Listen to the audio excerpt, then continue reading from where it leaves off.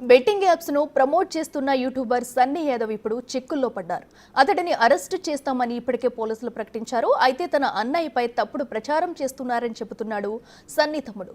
మా అన్నయ్యతో మాట్లాడి 3 నెలలైందని, ఇప్పటికే సన్నీ ప్రమోషన్స్ ను ఆపేశాడని, కావాలనే మా అన్నయ్యపై ఇవన్నీ చేస్తున్నారంటున్న సన్నీ తమ్ముడితో మా ప్రతినిధి Ramesh face to face.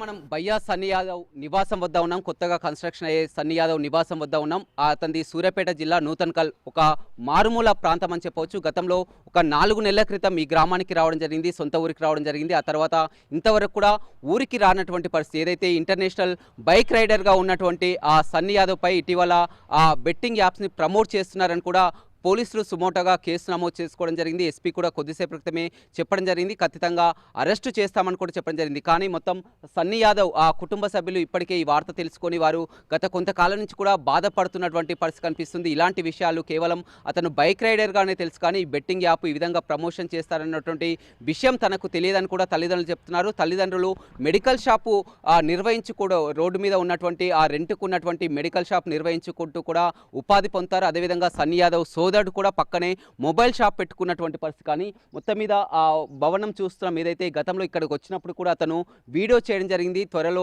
Complete కాబోతుంది, ఆ సబ్స్క్రైబర్స్ని అందరినీ కూడా ఆహ్వానిస్తా అని చెప్తున్నారు. కానీ సన్నీ యాదవ్ సోదరుడు చాలా క్లియర్గా చెప్తున్నారు, ఇది మా ఇల్లు అని చెప్పారు, కానీ మా అన్న సొంతం ఇల్లు కాదు అని కూడా చెప్పడం జరిగింది. ఇందులో అక్కడ ఉన్నటువంటి ల్యాండ్ను అమ్మి ఇక్కడికి తీసుకొచ్చామని చెప్పారు సన్నీ యాదవ్ సోదరుడు నాడు. చెప్పండి మొత్తం కూడా పూర్తిగా, గతంలో మీ అన్నయ్య ఈ వీడియో తీసి మొత్తం కూడా ఆ ఇల్లు కంప్లీట్ కాబోతుంది, సబ్స్క్రైబర్స్ అందరూ తీసుకొచ్చి ఆహ్వానించి పెద్ద పార్టీ కూడా చేస్తా అన్నారు. ఇప్పుడు అన్నయ్య మీద కేసు నమోదైంది, ఏం చెప్తారు? ఇదైతే మా సొంతంగా మేము కట్టుకుంటున్న ఇల్లు. ఇందులో మా అన్నయ్యది అంటూ ఏం లేదు. మా డాడీ మా మమ్మీ వాళ్ళ కష్టంతోనే కడుతున్న ఇల్లు. ఈ ఇల్లు కూడా నా పేరు మీదే ఉన్నది. మా అన్నయ్యకి అసలు ఇది ఎటువంటి సంబంధం లేదు ఈ ఇంటికి.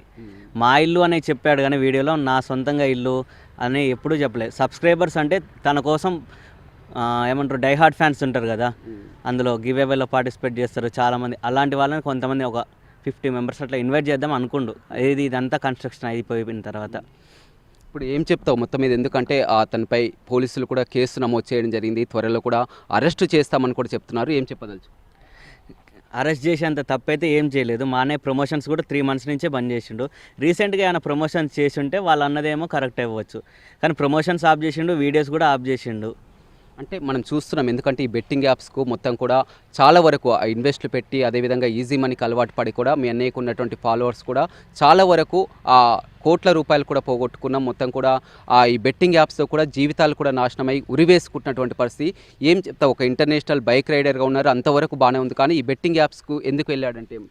బెట్టింగ్ యాప్స్ కూడా మా అన్నయ్య ఎవరో చెప్తేనే చేసిండు, కానీ మా అన్నయ్యకంటూ ఆలోచన లేదు. వస్తే ఎప్పుడో చేయాల్సినాడు. 1,00,000 సబ్స్క్రైబర్స్ వచ్చినప్పుడు, లేకపోతే 50,000 ఉన్నప్పుడే చేయాలి.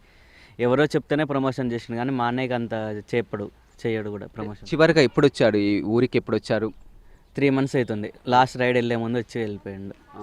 అంటే ఎప్పుడు వస్తుంటారా? ఇక్కడికి వస్తుంటాడా? రేర్ రాడు, హైదరాబాద్లోనే ఎక్కువ ఉంటాడు.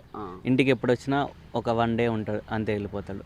మీ అన్నయ్యపై కేసు అయినాక మీతో మాట్లాడడం కానీ, మీరు అన్నయ్యతో మాట్లాడడం కానీ జరిగిందా? మేము మాట్లాడడానికి ట్రై చేస్తున్నాం, కానీ ఇంకా నెట్వర్క్ కవరేజ్ ఏరియాలో. చివరిగా ఎప్పుడు మాట్లాడారు నీతో? నేనైతే ఇంటి దగ్గరకు వచ్చినప్పుడే మాట్లాడిన, అప్పటి నుంచి మాట్లాడలేదు మళ్ళీ.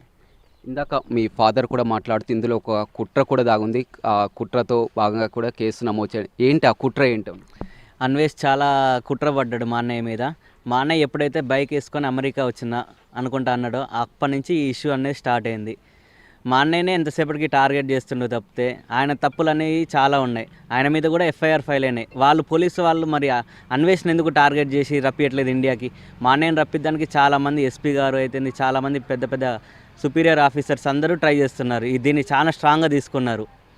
అదే అన్వేషణ ఎందుకు టార్గెట్ చేయట్లేదు? అంటే ఏంటి అన్వేష్కి అదేవిధంగా మీ అన్నయ్యకు ఏంటి కన్వర్జేషన్? ఏం లేదు. మా అన్నయ్య ఇట్లా బైక్ వేసుకొని వచ్చిండు అన్నాడు, దాన్ని ఆయన ఇష్యూ చేసిండు. అరే బైక్ మీద వచ్చిన వారా నువ్వు షిప్లో వచ్చినవురా, బైక్ బండి అట్లా వచ్చిందిరా అనుకుంటా. అక్కడి నుంచి చిన్న ఇష్యూ స్టార్ట్ అయింది. అందరూ చూసే ఉంటారు యూట్యూబ్లో. మీది ఒక సామాన్య కుటుంబం చూస్తున్నాం, అక్కడ మెడికల్ షాపు, అమ్మ నాన్న, మీరు మొబైల్ షాప్ నిర్వహిస్తున్నారు. కానీ ఎందుకు మీ అన్నయ్య ఇంత లగ్జరీ, అంత కోట్ల రూపాయలు సంపాదించారుగా, ఇంత కష్టపడి ఇంకా పనిచేయాల్సినటువంటి అవసరం ఏంటి? మా అన్నయ్యకి బైక్ రైడింగ్ అంటే ప్యాషన్ కాబట్టి బైక్ రైడింగ్ చేస్తున్నా, అంతేగాని వేరే ఏం లేదు ఇందులో. డబ్బులు సంపాదించాలి, వెనకేసుకోవాలనుకుంటే ఇప్పుడు చాలా అనుకుంటాడు, నేను చాలు ఇంకా వేరే బిజినెస్ చేసుకుంటాడు. బైక్ రైడింగ్ అంటే చిన్నప్పటి నుంచి కూడా ఇష్టం. ఆయన చిన్నప్పుడు ఇంటర్ పాస్ అయినాకనే మా డాడీ అడిగితే డ్రీమ్ బైక్ కొనిచ్చిండు. అట్లా తన సొంతంగా ఇష్టం, బైక్ రైడింగ్ అంటే ఇష్టం అంతే. అంటే అంతవరకు బాగానే ఉంది, ఎందుకంటే ఒక మారుమూల ప్రాంతం నుంచి కూడా బైక్ రైడర్గా నేషనల్ ఇంటర్నేషనల్ స్థాయికి ఎదగగలిగాడు. మంచి ఫాలోవర్స్ని, ఒక 40 లక్షల మంది వరకు కూడా ఫాలోవర్స్ కూడా ఉన్నారు. ఆ వచ్చే ఇన్కమ్ తోటి అతను లగ్జరీగా ఉండొచ్చు, మీ కుటుంబాన్ని మంచిగా చూసుకోవచ్చు. అని ఎందుకు ఈ బెట్టింగ్ యాప్స్కు ఎందుకు వెళ్ళాడంటే ఏమంటే, బెట్టింగ్ యాప్స్ అనేది మా అన్నయ్య ఒక్కడే చేయట్లేడన్న, అందరూ చేస్తున్నారు. ఫస్ట్ చాలామంది చేశారు మా అన్నయ్య కన్నా ముందే. ఈ ఇష్యూని పోలీస్ వాళ్ళు అప్పుడే చేస్తే బాగుండేది. మా అన్నయ్య కన్నా ముందు చాలామంది ఎప్పటి నుంచో చేస్తున్నారు. ఎప్పుడు వచ్చే అవకాశం ఉంది అన్నయ్య ఇక్కడ? మేమైతే 1 వీక్ టైం అడిగినాం పోలీస్ వాళ్ళని, వాళ్ళు లేదు కాదు కుదరదు అంటున్నారు. మమ్మల్ని గట్టిగా పట్టుకుంటే మా దగ్గర అయితే ఏం రాదన్న, మేము ఒక ఊరు వదిలిపెట్టి వెళ్ళేటోళ్ళం కాదు. అట్లనే ఎక్కడికి వెళ్ళాం, మా 2 షాప్స్ ఇక్కడే. వాళ్ళకు కూడా మా స్టేషన్లో కూడా చెప్పొచ్చినాం, సార్ మీరు ఎప్పుడు పిలిచినా మేము కోఆపరేట్ చేస్తాం. 1 వీక్లో అన్నయ్యని ఇక్కడికి తీసుకొని వస్తాం, ఖచ్చితంగా రైతాం, తీసుకొని వచ్చే బాధ్యత మాదని కూడా చెప్పిండ్రు.